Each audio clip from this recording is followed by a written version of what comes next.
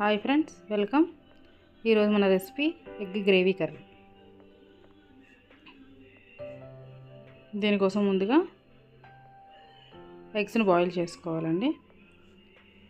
Eggs boil చేసుకునేటప్పుడే కొంచెం salt వేసుకోండి, eggs త్వరగా బాయిల్ అవుతాయి. ఇలా బాయిల్ అయిన తర్వాత స్టవ్ ఆఫ్ చేసుకొని పీల్ చేసుకొని పక్కన పెట్టుకోండి.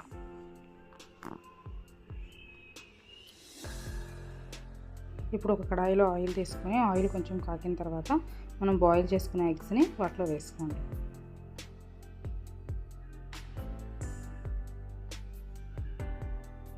ఎగ్స్ ఒక 2 మినిట్స్ వేగిన తర్వాత ఫ్లిప్ చేసుకోండి.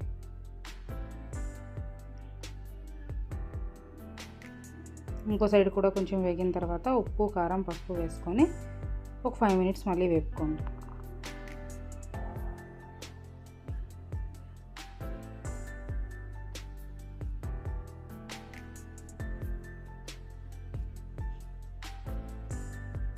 ఎగ్స్ ఇలా వేగిపోయిన తర్వాత తీసి పక్కన పెట్టుకోండి.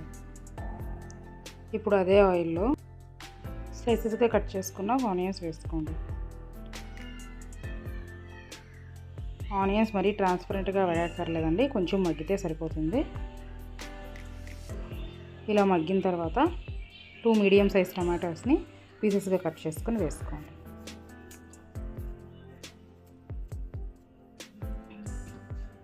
టమాటా కూడా కొంచెం మగ్గిన తర్వాత ఉప్పు, పసుపు వేసుకోండి.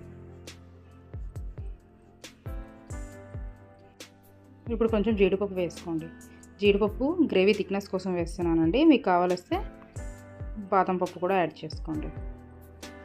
అల్లం వెల్లుల్లి కొంచెం దంచుకొని వేసుకోండి. ఇలా అయిన తర్వాత స్టవ్ ఆఫ్ చేసి పక్కన పెట్టుకోండి. మసాలా చల్లారిన తర్వాత మిక్సీలో వేసుకొని మెత్తటి పేస్ట్లా చేసుకోండి. ఇప్పుడు ఒక కడాయిలో ఆయిల్ తీసుకొని కొంచెం కరివేపాకు, పచ్చిమిరపకాయ ముక్కల్ని వేసుకోండి. అవి రెండు కొంచెం వేగిన తర్వాత మనం పేస్ట్ చేసుకున్న గ్రేవీని దానిలో యాడ్ చేసుకోండి.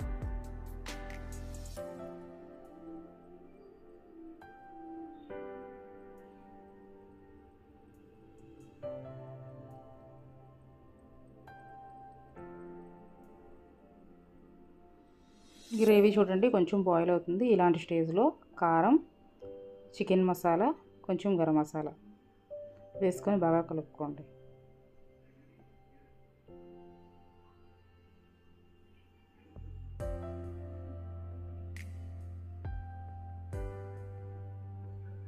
ఇప్పుడు ఆ గ్రేవీలో కొంచెం వాటర్ యాడ్ చేసుకోండి.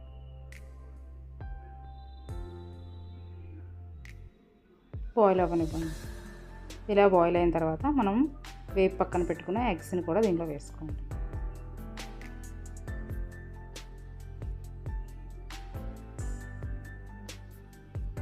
మూత పెట్టుకొని కొంచెం మగ్గనివ్వండి.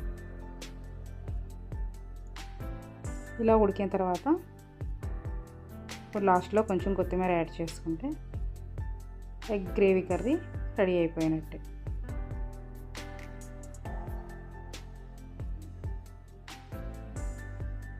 వీడియో నచ్చితే సబ్స్క్రైబ్ చేసుకోండి. Please like, share and subscribe.